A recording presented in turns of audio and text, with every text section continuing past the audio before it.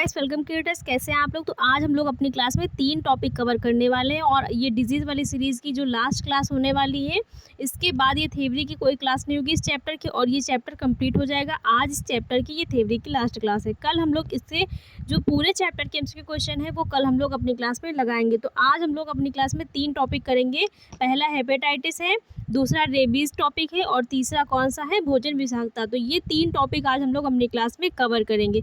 अगर आप लोगों ने इसके पहले की क्लासेस नहीं देखी हैं तो प्लेलिस्ट में जाइए, विजिट करिए, आप लोगों को क्लास मिल जाएगी। और सारी क्लासें बिल्कुल सीक्वेंस से है, जिससे आप लोगों को बिल्कुल भी दिक्कत नहीं होने वाली है। सारी क्लासेस जो है एकदम सीक्वेंस से है, जिससे आप लोगों को बहुत ज़्यादा एग्जाम में हेल्प होने वाली है। तो आइए स्टार्ट करते हैं और समझते हैं कि हेपेटाइटिस क्या है, कौन सा रोग है, किस प्रकार का रोग है, कैसे फैलता है। तो इसको समझते हैं। आधुनिक संक्रामक रोगों में यह सबसे घातक रोग माना जाता है। ये कैसा रोग है, संक्रामक रोग है। यह यकृत से संबंधित वायरस जनित रोग है। और जो हेपेटाइटिस है वो किससे संबंधित है, तो लीवर से संबंधित है, यकृत से संबंधित। और कैसा रोग है, तो ये वायरस जनित रोग है। तो हेपेटाइटिस क्या है, संक्रामक रोग है, साथ ही यकृत से संबंधित है, हमारे यकृत को क्या करता है, प्रभावित करता है। और ये वायरस जनित रोग है। इतना समझ लिया। इसके समझते हैं प्रकार एवं कारण, समझते हैं कौन कौन से हैं। हेपेटाइटिस रोग 5 प्रकार के होते हैं। हेपेटाइटिस जो रोग है वो कितने प्रकार का होता है, 5 प्रकार का होता है। पहला कौन सा है, पहला है हेपेटाइटिस ए, दूसरा है हेपेटाइटिस बी, तीसरा है हेपेटाइटिस सी और चौथा है हेपेटाइटिस डी और पांचवा है हेपेटाइटिस ई। तो हेपेटाइटिस कितने प्रकार के होते हैं, 5। हेपेटाइटिस ए होता है, बी होता है और साथ ही सी होता है, डी होता है और हेपेटाइटिस ई होता है। तो ये 5 प्रकार के हेपेटाइटिस होते हैं जिनको हम लोग अपनी क्लास में समझेंगे। हेपेटाइटिस ए एवं ई रोग प्रदूषण, खाद्य तथा पेय पदार्थ के सेवन से होता है। जो हेपेटाइटिस ए और ई है वो किससे होता है, प्रदूषण, खाद्य तथा पेय पदार्थ के सेवन से होता है। हेपेटाइटिस ए जो रोग है वो प्रदूषित खाद्य पदार्थों के सेवन से होता है तथा बी एवं सी का संक्रमण रक्त के द्वारा होता है। और जो बी एवं सी हेपेटाइटिस है उसका संक्रमण किसके द्वारा होता है, तो रक्त के द्वारा होता है। संक्रमित टूथब्रश, रेजर, सिरिंज, टैटू की सुई, असुरक्षित यौन संबंध, असुरक्षित यहाँ पर है और यौन संबंध से यहाँ पर असुरक्षित है, असुरक्षित यौन संबंध से हेपेटाइटिस बी एवं सी होने की संभावना होती है। यह रोग डॉक्टर, नर्स, वेश्यावृत्ति में संलग्न प्रसूता व नवजात शिशु के इंजेक्शन द्वारा मादक पदार्थ का सेवन करने वाले व्यक्ति पर डायलिसिस आश्रित व्यक्तियों को होने की संभावना अधिक होती है। तो जो हेपेटाइटिस बी व सी है वो अत्यधिक किससे फैलता है, हेपेटाइटिस ए और ई किससे फैलेगा, प्रदूषण युक्त जो खाद्य पदार्थ है उनके सेवन से फैलता है। और बी एवं सी किसके द्वारा, संक्रमण के द्वारा, रक्त के संक्रमण के द्वारा फैलता है। संक्रमित टूथब्रश हो, रेजर हो, सिरिंज हो, टैटू की सुई, असुरक्षित यौन संबंध से हेपेटाइटिस बी एवं सी होने की संभावना होती है। यह रोग डॉक्टर, नर्स, वेश्यावृत्ति में संलग्न प्रसूता व नवजात शिशु के इंजेक्शन द्वारा मादक पदार्थ का सेवन करने वाले व्यक्ति, डायलिसिस पर आश्रित व्यक्तियों को होने की संभावना अत्यधिक होती है। अब समझते हैं लक्षण कौन कौन से होते हैं इस रोग में।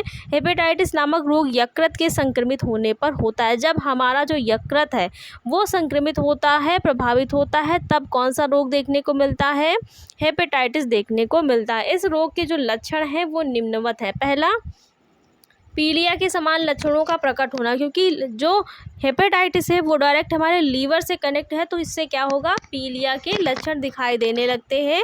पीलिया के समान लक्षण प्रकट होते हैं कौन से रोग में, हेपेटाइटिस में। दूसरा है, लीवर पर प्रभाव पड़ता है, तो लीवर से ही क्या होता है, भोजन को पचाने वाले एंजाइम्स निकलते हैं। तो भोजन को पचाने वाले जो एंजाइम्स हैं जब लीवर प्रभावित होता है तो उनकी जो क्रिया है वो भी क्या हो जाती है, बाधित होती है, जिससे भूख में न्यूनता होती है, तीव्र उल्टियाँ, पेट में पीड़ा होती है। और जब क्या होता है, जब भोजन का पाचन करने वाले एंजाइम्स पेट में अच्छी प्रकार से नहीं जा पाते हैं तो वहाँ पर जो भी भोज्य पदार्थ होते हैं वो क्या होता है, उसमें पेट में पीड़ा होने लगती है और उल्टी होने लगती है, क्योंकि वहाँ जो भोजन का पाचन है वो सही प्रकार से नहीं हो पाता है।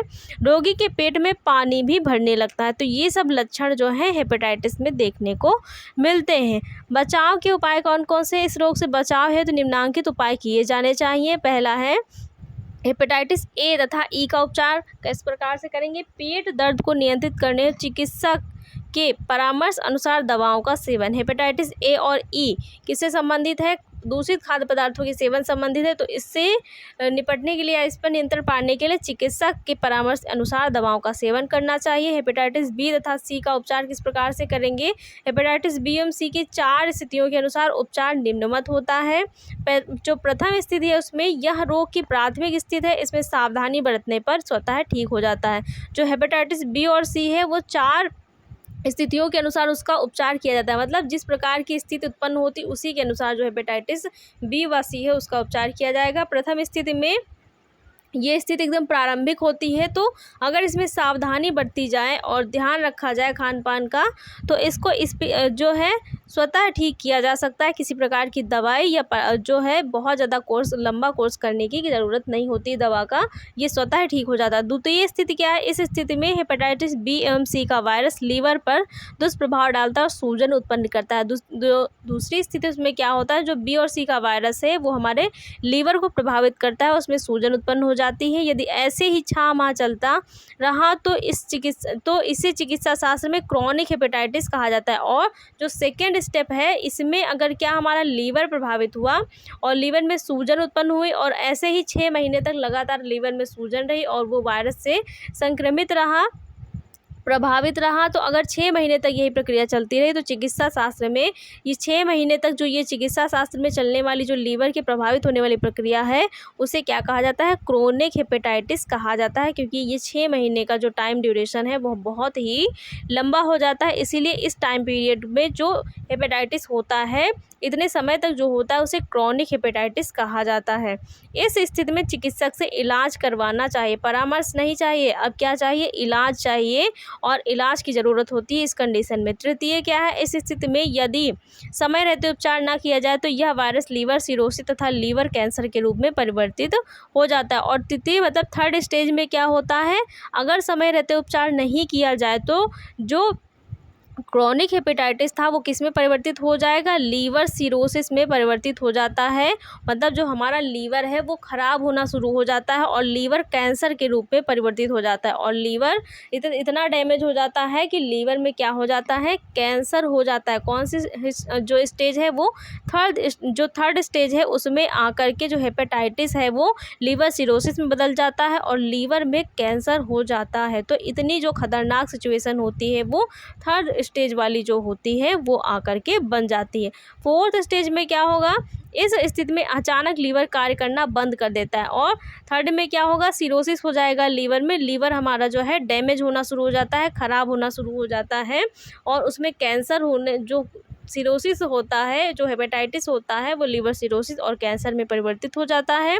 और फोर्थ स्थिति में क्या होता है? हमारा जो लीवर होता है वो अचानक से कार्य करना बंद कर देता है। चिकित्सा शास्त्र की भाषा में इसे एक्यूट लीवर फेलियर कहा जाता है। मतलब जो लीवर है उसने अपने सारे फंक्शन करने बंद कर दिए हैं और वो इतना योग्य नहीं बचा है कि वो कोई भी कार्य कर सके। तो लीवर क्या हो जाता है? एकदम बेकार हो जाता है और वो कोई भी कार्य करने योग्य नहीं रह जाता। साथ ही वो बहुत ज़्यादा जो है इस रोग से प्रभावित हो जाता है, कार्य करना बंद कर देता है। इस स्थिति में कोई उपचार नहीं हो पाता। यह स्थिति जो अत्यंत घातक होती है, इसमें केवल लीवर ट्रांसप्लांट के द्वारा ही जीवन की रक्षा की जा सकती है। और फोर्थ स्टेज में आकर के लीवर इतना ज़्यादा प्रभावित हो जाता है कि उसको किसी भी दवाई या उपचार के द्वारा या परामर्श के द्वारा ठीक नहीं किया जा सकता। अगर लीवर में ये वाली स्टेज जो है उत्पन्न हो गई है तो एक ही चारा बचता है और वो उपाय क्या है कि लीवर जो ट्रांसप्लांट है वो किया जाए। मतलब लीवर का ट्रांसप्लांट किया जाए, लीवर जो दूसरा लीवर है वो वहाँ पर क्या किया जाए? ट्रांसप्लांट किया जाए। तो ये कंडीशन बहुत ही घातक होती है जो एक्यूट लीवर फेलियर वाली होती है। इस स्थिति में आकर के लीवर का कोई उपचार नहीं हो पाता और वहाँ पर केवल एक ही जो सिचुएशन बचती है वो क्या होता है कि अगर व्यक्ति की जान बचानी है तो वहाँ पर लीवर ट्रांसप्लांट कराना होता है, जिसके द्वारा जीवन की रक्षा की जा सकती है। तो एक जो फोर्थ स्टेज है वो बहुत ही खतरनाक होती है और अगर फोर्थ स्टेज में आने से पहले ही क्या किया जाए? इसको ठीक कर लिया जाता है। पहले स्टेज में ये जो स्वतः ठीक हो जाता है, सेकंड में आकर के ये और जो भयानक हो जाता है, थर्ड में और फोर्थ में आकर के इतना भयानक हो जाता है कि लीवर एकदम डैमेज हो जाता है, और अगर व्यक्ति की जान बचानी है तो लीवर को ट्रांसप्लांट करवाना पड़ता है, अन्यथा जो है व्यक्ति की मृत्यु भी हो जाती है। तो इतना जो हेपेटाइटिस है, इतना जो भयानक रोग बन जाता है। अब समझते हैं कि रेबीज़ क्या है। हेपेटाइटिस समझ लिया, अब समझते हैं कि रेबीज़ क्या है। तो रेबीज़ को समझते हैं, रेबीज़ को हाइड्रोफोबिया के नाम से भी जाना जाता है। कौन सा समझते हैं, सेकेंड वाले हम लोग अपने टॉपिक पे आ गए हैं, रेबीज़। हेपेटाइटिस जान लिया, अब समझते हैं रेबीज़ क्या है। रेबीज़ को हाइड्रोफोबिया के नाम से भी जाना जाता है। अत्यंत भयानक और भयंकर और घातक रोग हो जाता है। इस रोग का कोई सफल उपचार नहीं होता। यदि एक बार रोग प्रबल हो जाए तो प्रायः रोगी को बचा पाना असंभव होता है। जो रेबीज़ है वो भी बहुत ही घातक और भयानक रोग है, और इसे हाइड्रोफोबिया के नाम से भी जाना जाता है, क्योंकि इस रोग में क्या होता है, हाइड्रो मीन्स होता है जल, फोबिया मीन्स क्या होता है, डर। तो जो व्यक्ति होता है उसे पानी से डर लगने लगता है। तो जो रेबीज़ होता है उसे हाइड्रोफोबिया के नाम से भी जाना जाता है। हाइड्रो मीन्स क्या होता है, हाइड्रो मीन्स होता है जल, और फोबिया मीन्स होता है डर, मतलब जो व्यक्ति है उसे पानी से डर लगने लगता है, इसलिए इसे हाइड्रोफोबिया के नाम से भी जाना जाता है। और ये अत्यंत भयानक और घातक रोग है। इस रोग का कोई सफल उपचार नहीं होता। यदि एक बार रोग प्रबल हो जाए, मतलब यदि एक बार जो रोग है वो अत्यंत भयंकर रूप धारण कर ले, तो प्रायः रोगी को बचा पाना असंभव होता है, उसकी जान जो है जा सकती है। कारण क्या है इस रोग का, रेबीज़ न्यूरोरिहाइसिटीज़ हाइड्रोफोबिक नामक विषाणु के द्वारा फैलता है। जो रेबीज़ है उस किसके द्वारा फैलता है, न्यूरोरिहाइसिटीज़ हाइड्रोफोबिक नामक विषाणु के द्वारा फैलता है। ये भी एक वायरस के द्वारा होने वाला रोग है। उसका नाम क्या है रेबीज़ के वायरस का, न्यूरोरिहाइसिटीज़ हाइड्रोफोबिक नामक विषाणु के द्वारा फैलता है। आमतौर पर यह रोग कुत्ते की, गीदड़, बंदर, लोमड़ी इत्यादि पशुओं को हुआ करता है। रोगग्रस्त पशु की लार में रेबीज़ के विषाणु विद्यमान रहते हैं। मतलब यह जो रोग है वो किसको होता है, तो जानवरों को होने वाला रोग है। और अगर ऐसा जानवर जिसको ये रोग है और उस जानवर ने किसी व्यक्ति को काट लिया है, वो भी स्वस्थ व्यक्ति को काट लिया है, तब उससे वो जो रोग है उस स्वस्थ व्यक्ति में चला जाता है। तो पशुओं को हुआ करता है। रोगग्रस्त पशु की लार में रेबीज़ के विषाणु विद्यमान रहते हैं। किसमें रहते हैं, जो रोगग्रस्त पशु है उसकी लार में होते हैं, उसके सैलाइन में होते हैं। जो रेबीज़ है उसके विषाणु विद्यमान रहते हैं। और रोगग्रस्त पशु यदि किसी स्वस्थ व्यक्ति के संपर्क में आता है तो वह व्यक्ति संक्रमित हो जाता है। शरीर में प्रविष्ट होने के पश्चात यह विषाणु व्यक्ति की स्नायु तंत्रिकाओं में फैलते हैं। और जो रेबीज़ के वायरस होते हैं वो कहाँ पर अटैक करते हैं, डायरेक्ट जो है नर्वस सिस्टम में अटैक करते हैं और उसको प्रभावित करते हैं। इसके विषाणु मस्तिष्क में पहुंचकर इस रोग को और भी घातक रूप प्रदान कर देते हैं। और नर्वस सिस्टम में सबसे ज़्यादा किसको इफेक्ट करते हैं, तो हमारा जो ब्रेन होता है वहाँ पर इसके वायरस जा कर के हमारे ब्रेन को सीधा क्या करते हैं, ब्रेन पे अटैक करते हैं और बहुत ही घातक रूप प्रदान करते हैं। उद्भवन काल कब से कब तक है, रेबीज़ की उद्भवन अवधि 4 से 6 दिन तक से लेकर 4 से 6 वर्ष तक भी हो सकती है। मतलब इसका जो टाइम पीरियड है वो शॉर्ट से बहुत long time period, long duration में भी चल सकता है। रेबीज़ की जो उद्भवन अवधि है वो 4 से 6 दिन से लेकर के 4 से 6 वर्ष तक भी हो सकती है। कभी कभी यह 10 वर्ष के बाद भी देखा जाता है। तो बहुत लंबे समय तक ये भी जो रेबीज़ रोग है वो रह सकता है। इस रोग में लक्षण कौन कौन से होंगे, रोग का प्रभाव व्यक्ति के मस्तिष्क पर होता है और ज्वर आता है, व्यक्ति की व्याकुलता बढ़ने लगती है। रोग किसी भी तरल ठोस, जो रोगी होता है किसी भी तरल ठोस सामग्री को निगलने में स्वयं असमर्थ पाता है, स्वयं को असमर्थ पाता है। मतलब जो रोगी व्यक्ति है उसके गले में क्या हो जाता है, गले में एक प्रकार की जो झिल्ली पड़ जाती है जिससे वो किसी भी प्रकार के तरल और ठोस सामग्री को निगल नहीं पाता है, उसे खाने में असमर्थ होता है। पानी से रोगी व्यक्ति दूर भागने लगता है, गला सूखने लगता है, व्यक्ति की आवाज़ असामान्य सी होने लगती है। तो ये सब लक्षण जो हैं वो रेबीज़ वाले रोग में देखने को मिलते हैं। मतलब उसे भोजन निगलने में असमर्थ होता है और साथ ही पानी से दूर भागने लगता है, उसे पानी से डर लगने लगता है, उसका गला सूखता है, व्यक्ति की आवाज़ जो गला सूखने से और उसमें सूजन आने से, साथ ही गले में झिल्ली पड़ जाने से एक प्रकार की असामान्य हो जाती है। रोगी के शरीर में जल की कमी हो जाती है, क्योंकि वो मतलब कुछ भी क्या होता है, अच्छी प्रकार से ना खा पाता है ना पी पाता है, क्योंकि उसे निगलने में समस्या होती है। रोग की स्थिति में रोगी कुत्ते के समान भौंकने लगता है, और जब ये रोग अत्यधिक बढ़ जाता है, अपना जो प्रभाव है वो अत्यधिक डाल लेता है रोगी व्यक्ति के शरीर पर, तो क्या होता है, जो कुत्ते वाले लक्षण होते हैं वो व्यक्ति के अंदर देखने को मिलते हैं, और रोगी व्यक्ति कुत्ते के समान भौंकने लगता है। रेबीज का शिकार व्यक्ति असामान्य व्यवहार करने लगता है, मतलब जब उसका व्यवहार है वो किस प्रकार से होने लगता है, थोड़ा थोड़ा जानवरों के तरीके होने लगता है, मतलब जो कुत्ते होते हैं उनके समान थोड़ा थोड़ा सा व्यवहार होने लगता है, क्योंकि उनका जो व्यक्ति होता है उसका पूरा जो ब्रेन है, सीधा डायरेक्ट किस पर असर होते हैं, वायरस का ब्रेन पर होता है, तो उसका जो ब्रेन है वो कार्य करना बंद कर देता है, और व्यक्ति का जो व्यवहार है असामान्य हो जाता है, सामान्य से असामान्य हो जाता है, नॉर्मल व्यक्तियों के तरीके नहीं होता है। बचाव के उपाय कौन कौन से हैं? कुत्ते के जीवाणु युक्त पशु यदि काट ले तो तत्कालीन स्थान को साफ किया जाना चाहिए। घाव साफ करने में साबुन, पानी, पोटेशियम परमैंगनेट का इस्तेमाल किया जाना चाहिए। घाव को खुला रखा जाना चाहिए, उस पर पट्टी नहीं बांधनी चाहिए। काटने वाले कुत्ते के रेबीज़ की आशंका की स्थिति में, अगर जो कुत्ता है जिसने काटा है अगर उसको रेबीज़ है, अगर आशंका है कि उसको रेबीज़ की बीमारी है, तो अनिवार्य रूप से रेबीज़ के टीके ज़रूर लगवाए जाने चाहिए जिस व्यक्ति को कुत्ते ने काटा है उसको। और सरसों का तेल और पिसी लाल मिर्च का लेप काटे गए स्थान पर लगाया जाना चाहिए। तो ये क्या है, ये सब जो है बचाव के उपाय हैं जिनको अपना करके व्यक्ति को जो है बचाया जा सकता है और उसे इस रोग से ठीक किया जा सकता है। तो ये सारे उपाय अपनाए जा सकते हैं और इस रोग में इस रोग पर नियंत्रण पाया जा सकता है। तो रेबीज़ क्या है हम लोगों ने समझ लिया है, 2 टॉपिक समझ लिया। तीसरा टॉपिक समझते हैं भोजन की विषाक्तता। क्या समझेंगे? भोजन की विषाक्तता। तो तीसरा हम लोगों का टॉपिक कौन सा है? भोजन की विषाक्तता। इसको समझते हैं। भोजन की विशेषता से तात्पर्य भोजन की प्राप्ति, यहाँ पर विशेषता नहीं, यहाँ पर विषाक्तता होगा। विषाक्तता गलत टाइप हो गया है, टाइपिंग एरर है। विषाक्तता से तात्पर्य भोजन की प्राप्ति, निर्माण, परोसने, संरक्षण इत्यादि में की गई लापरवाही से भोजन विषाक्त हो जाता है। मतलब भोजन विषाक्तता क्या है? भोजन परोसने, बनाने और उसका संरक्षण करने में अगर किसी प्रकार की लापरवाही की गई है तो उस लापरवाही से जो भोजन है वो विषाक्त हो जाएगा। जो विषाक्त का मतलब होता है कि उसमें विष उत्पन्न हो जाता है। भोजन की विषाक्तता से तात्पर्य है भोजन के अंदर उपस्थित पदार्थ जो व्यक्ति के शरीर में जाने के पश्चात विषैला प्रभाव उत्पन्न करते हैं। विषाक्तता से क्या तात्पर्य है कि भोजन में इस प्रकार के विष उत्पन्न हो जाएं जो व्यक्ति के शरीर में जा कर के विषैला प्रभाव उत्पन्न करते हैं, तो ऐसा भोजन जो है वो विषाक्त भोजन कहलाता है। और उस भोजन को खाने से उत्पन्न जो हमारे शरीर में विषैलापन है वो भोजन विषाक्तता कहलाती है। क्या कहलाती है?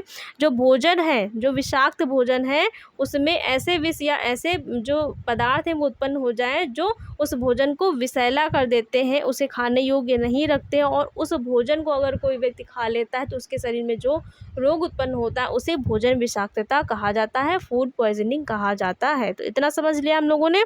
अब समझते हैं कारण क्या है इस रोग का। भोजन की विषाक्तता के प्रमुख कारण है, विषाक्तता है यहाँ पर, ये बार बार विशेषता टाइप हो गया है। विषाक्तता के प्रमुख कारण इस प्रकार है। पहला कौन सा है? कृषि कार्य में प्रयुक्त रासायनिक पदार्थ। पहला कौन सा है? कृषि कार्य में प्रयुक्त रासायनिक पदार्थ। कृषि कार्य में उत्पादन की वृद्धि, कीटों से बचाव तो हेतु कई प्रकार के हानिकारक रसायनों का प्रयोग किया जाता है। इससे भोजन जो विषाक्तता है वो उत्पन्न होती है। कृषि में उत्पादन को बढ़ाने के लिए, मतलब जो फसलें हैं उनकी उत्पादकता को बढ़ाने के लिए कई प्रकार के हानिकारक रासायनिक कीटकों का इस्तेमाल, रासायनिक कीटनाशक जो पदार्थ हैं उनका इस्तेमाल किया जाता है। रासायनिक केमिकल युक्त खादों का प्रयोग किया जाता है। इससे क्या होता है, जो भोजन है उसमें विषाक्तता उत्पन्न होती है, क्योंकि ये सारे जो रासायनिक केमिकल वाले जो पदार्थ हैं वो सब कहाँ जाते हैं? खेतों में डाले जाते हैं, और खेतों में क्या होता है? फसल खड़ी होती है। तो जो जो कीड़े मकोड़े हैं उनको मारने के लिए ये सारी चीज़ों का उपयोग किया जाता है, दवाओं का। तो उस जो रासायनिक पदार्थ है उनका प्रभाव कहाँ पर होता है? फसलों पर भी होता है, और उनकी जो विषाक्तता है, जो विषैलापन है, वो फसलों के अंदर भी समाहित हो जाता है। दूसरा है भोज्य सामग्री में विषाक्तता का मिश्रण होने से। भोज्य सामग्री में प्रयुक्त की जाने वाली सब्जियां, मांस, मछली इत्यादि का सम्मिश्रण हो जाने से भोजन विषाक्त हो जाता है। मतलब ऐसे भोज्य पदार्थ जिसमें क्या हो जाए, जो विषाक्त युक्त पदार्थ हैं वो मिल जाए, उससे क्या होता है, भोजन जो है वो विषाक्त हो जाता है। और अगर उस भोजन को खा लिया जाए तो उल्टियाँ होती हैं, जी मिचलाने की शिकायत रहती है। तो विषाक्त भोजन खाने से क्या होगा, उल्टी होती है, जी मिचलाता है, और इन सब की शिकायत हो जाती है व्यक्ति को। तीसरा है भोजन में विष का मिश्रण हो जाने पर। भोजन में अज्ञानतावश जानबूझकर विष मिला दिया जाए तो व्यक्ति की मृत्यु तक हो जाने की संभावना होती है। अगर जो भोजन है उसमें जाने अनजाने कोई ऐसा खतरनाक विषैला पदार्थ मिल गया है, या फिर जानबूझकर किसी ने मिला दिया है और उस भोजन का सेवन कोई स्वस्थ व्यक्ति कर लेता है, या कोई ऐसा व्यक्ति कर लेता है जिसके ऊपर क्या हो, जब उस भोजन में विष व्याप्त है तो कोई भी व्यक्ति उसका सेवन करेगा तो जाहिर सी बात है उस पर उस विष का जो प्रभाव है वो पड़ेगा। और साथ ही विषैला भोजन खाने से उसके अंदर जो फूड पॉइजनिंग है बहुत बहुत गंभीर रूप से रूप ले लेगी और उसकी मृत्यु तक होने की संभावना हो जाती है। तो भोजन में विष का मिश्रण जानबूझकर भी किया जाता है और अज्ञानतावश भी हो जाता है। चौथा है विषैले कवकों तथा हानिकारक जीवाणुओं द्वारा अचार, मुरब्बा, जैम, जेली, ब्रेड इत्यादि पर फफूंद जो कि कवक है लग जाती है, और ऐसे पदार्थ का सेवन शरीर में विषैला प्रभाव उत्पन्न करता है। आप लोगों ने देखा होगा कि अचार, जैम, मुरब्बा ये सब होते हैं तो उसमें क्या होता है, जब वो काफ़ी दिनों तक रखे रहते हैं तो उसमें ऊपर क्या लग जाता है, फफूंद लगने लगती है, सफ़ेद सफ़ेद एक प्रकार की फफूंद लगने लगती है, कवक लग जाती है। और ऐसे ये क्या है, ये सारे विष उत्पन्न करने वाले जो फफूंदी और कवक ये सब जो बैक्टीरिया होते हैं वो विष उत्पन्न करते हैं। तो ऐसे पदार्थ जिसमें ये सारी चीज़ें व्याप्त हो गई उनका सेवन करने से क्या होता है, शरीर में जो विषैलापन है वो जाता है और विषैलापन उत्पन्न होता है, उसका प्रभाव पड़ता है, और इसके प्रयोग से क्या होता है, शरीर में जो विषाक्तता है वो उत्पन्न होती है। खमीर का प्रयोग कई प्रकार की भोज्य पदार्थ के निर्माण में किया जाता है। यह सुपाच्य तथा मनोपयोगी होता है, और जो खमीर है वो क्या होता है, वो हमारी हेल्थ के लिए अच्छा होता है। तो उसका प्रयोग बहुत से भोज्य पदार्थों में किया जाता है जो क्या करता है, भोजन की सुपाच्यता को बढ़ाने का कार्य करता है। अगला है बर्तन एवं भोज्य पदार्थ की अंतःक्रिया। बर्तन एवं भोज्य पदार्थ की अंतःक्रिया से भी विषैलापन उत्पन्न होता है, विषाक्तता उत्पन्न होती है।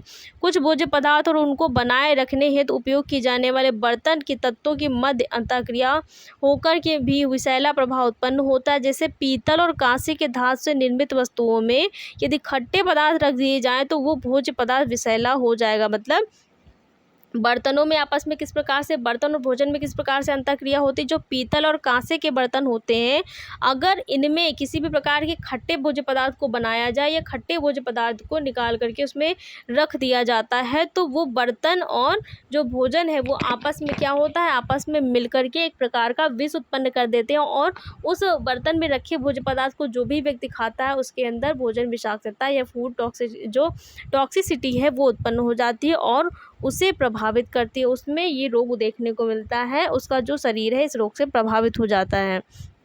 अगला है विशेष रोगों के जीवाणुओं से। विशेष रोगों से जीवाणुओं से किस प्रकार से हो जाए, भोजन दूषित हो जाए तो विषैला हो जाता है। अगर भोजन दूषित हो गया है तो इसका मतलब क्या है, उसमें विषैलापन उत्पन्न हो गया है। भोजन पर मक्खियों, मच्छर इत्यादि बैठने से उसे विषाक्त बना देते हैं, और जो भोजन है उसे विषाक्त बनाने का कार्य मक्खी और मच्छर भी करते हैं। इसी प्रकार भोजन में यदि कोई विषैला जीव जैसे छिपकली इत्यादि गिर जाए तो भोजन विषाक्त हो जाता है। मतलब जो मक्खी और मच्छर है ये तो कम हद तक भोजन को विषाक्त बनाते हैं, लेकिन अगर मान लीजिए जो छिपकली है या इस प्रकार के जो विषैले जीव हैं अगर भोजन में गिर जाएं और उसमें मिल जाएं तो क्या होगा, भोजन जो है विषैला हो जाता है। उस भोजन का सेवन जो करेगा उसके स्वास्थ्य को बहुत ही हानि पहुंचती है, बहुत ही हानिकारक प्रभाव उसके शरीर पर देखने को मिलता है। तो उससे भी भोजन जो है विषाक्त हो जाता है। इसीलिए कहा गया विशेष रोगों के जीवाणुओं से भोजन जो है विषाक्त होता है, उसमें विषाक्तता उत्पन्न होती है। अगला लक्षण, अब देखते हैं कि भोजन विषाक्तता अगर हो जाएगी तो कौन कौन से लक्षण व्यक्ति के अंदर देखने को मिलते हैं। जी मिचलाता है, उल्टी होने लगती है, पेट दर्द होता है, ठंड लगने लगती है, ये सारे लक्षण हैं। अगर आपके अंदर फूड टॉक्सिसिटी हो गई है, भोजन विषाक्तता हो गई है, अगर आपने कोई ऐसा फूड खा लिया है जो कंटामिनेटेड है, साथ ही कैसा है, विषैला है, विषाक्त है, तो अगर ऐसा फूड खा लिया है तो आपके अंदर कौन कौन से लक्षण देखने को मिलते हैं व्यक्ति के अंदर, जिसका जी मिचलाता है, उल्टी होने लगती है, पेट में दर्द होगा, ठंड भी लगती है और कमजोरी के साथ बुखार भी आता है। शरीर में जल एवं नमक की न्यूनता होने से नाड़ी की गति तीव्र हो जाती है। शरीर में क्या होगा, जब उल्टियाँ होती हैं, जी मिचलाता है, तो शरीर में जल एवं नमक की कमी हो जाती है और जो हमारा जो बीपी है, जो नाड़ी की गति, ब्लड प्रेशर है, वो बहुत ही हाई हो जाता है। इस रोग से बचाव के उपचार उपाय कौन से हैं। रोगी को तत्काल अस्पताल पहुंचा दिया जाना चाहिए। रोगी को वमन कराकर विष को बाहर निकालने का प्रयास किया जाना चाहिए। अगर रोगी व्यक्ति ने कोई ऐसा पदार्थ खा लिया है जो विषाक्त है तो उसको तुरंत क्या करवाना चाहिए, उल्टी करवा देनी चाहिए, जिससे जो विषाक्त पदार्थ की मात्रा है वो अधिक से अधिक उसके शरीर से बाहर निकल जाए। तुरंत उसे अस्पताल ले जाना चाहिए। रोगी को पूर्ण रूप से विश्राम दिया जाना चाहिए। रोगी के शरीर में जल नमक की न्यूनता को दूर करने के लिए उसे ग्लूकोज चढ़ाया जाना चाहिए। ताज़ा शुद्ध भोजन दिया जाना चाहिए। भोजन को धूल, छींक, गंदे हाथों, बर्तन से बचाना चाहिए। भोजन को गंदे हाथों से नहीं छूना चाहिए, धूल, छींक, गंदे बर्तनों में नहीं रखना चाहिए। इन सब से बचा करके भोजन को शुद्ध व साफ व स्वच्छ स्थान पर रखना चाहिए। भोजन के रखने के लिए उसकी प्रकृति के अनुरूप बर्तन का प्रयोग करना चाहिए। जैसे कि अभी हम लोगों ने जाना कि कांसे और पीतल के बर्तन में खट्टे पदार्थ नहीं रखने चाहिए। तो भोजन जिस प्रकार का उसी के अनुरूप बर्तन अपनाने चाहिए, ताकि भोजन और बर्तन में आपस में क्या हो, विषाक्तता ना उत्पन्न हो। ऐसा भोज्य पदार्थ जो उस बर्तन में नहीं रखा जाना चाहिए, अगर उसमें रख दिया गया तो उससे भी भोजन विषाक्तता उत्पन्न होती है। तो बर्तन और भोजन का भी ध्यान रखना चाहिए, कौन सा भोजन किस प्रकार के बर्तन में रखा जा सकता है। भोजन का रंग गंध परिवर्तित हो जाए तो उसे प्रयुक्त नहीं किया जाना चाहिए। अगर ऐसा भोज्य पदार्थ जिसका जो स्वाद है पहले से अलग हो गया, उसकी जो गंध है वो भी बदल गई, उसका जो रंग है वो भी बदल गया है, और जब ताज़ा था तो दूसरे प्रकार का था, तो उसे प्रयोग में नहीं लिया जाना चाहिए। इसका मतलब वो किस प्रकार का हो गया, वो खाने योग्य नहीं रह गया है, विषाक्त हो गया है, उसे प्रयुक्त नहीं किया जाना चाहिए। फल एवं सब्जियों को भली प्रकार से धोकर ही प्रयोग किया जाना चाहिए। रासायनिक पदार्थ का प्रयोग होने वाले सब्जियों, फलों इत्यादि का प्रयोग नहीं किया जाना चाहिए। विपरीत प्रकृति वाले भोज्य पदार्थों को एक साथ ग्रहण नहीं किया जाना चाहिए। ऐसे भोज्य पदार्थ जिनकी प्रकृति क्या है, जिनका जो नेचर है अलग अलग है, उनको एक साथ ग्रहण किया जाता है तो क्या होता है, वो एक दूसरे के जो पोषक तत्व है उन पर विपरीत प्रभाव डालते हैं और साथ ही आपस में क्या करते हैं, जो रिएक्शन है वो करके एक प्रकार का विष उत्पन्न करते हैं। तो ऐसे भोज्य पदार्थ जो विपरीत प्रकृति वाले हैं उन्हें एक साथ ग्रहण नहीं किया जाना चाहिए। समय अंतराल के बाद, काफ़ी समय अंतराल के बाद, थोड़े समय अंतराल के बाद उन्हें अलग अलग ग्रहण किया जाना चाहिए, अन्यथा यह विषैला प्रभाव उत्पन्न कर देंगे जो व्यक्ति के स्वास्थ्य पर हानिकारक प्रभाव उत्पन्न करता है। तो आज हम लोगों ने जो है अपना जो चैप्टर है पूरा कंप्लीट कर लिया है। 3 टॉपिक बच गए थे तो एक ही क्लास में मैंने कवर करवा दिया। इससे जो आपकी क्लासेस हैं वो बढ़ जाती, ऐसे 3 क्लास में होता तो आज एक ही क्लास में थोड़ा सा शॉर्ट करके करवा दिया, जिससे आप लोगों को चीज़ें भी समझ में आ जाए और आप लोग एग्ज़ाम में कर भी ले जाएं और आपके दिमाग में सारी चीज़ें अच्छी प्रकार से जो है बैठ भी जाए। तो आज हम लोगों ने अपना पूरा चैप्टर कंप्लीट कर लिया है। कल हम लोग इस वाले चैप्टर के एमसीक्यू क्वेश्चन लगाएंगे। तो गाइस, आप लोगों को क्लास कैसी लगी? अगर क्लास अच्छी लगी हो तो वीडियो को लाइक शेयर और चैनल को सब्सक्राइब करिएगा। Thanks for watching.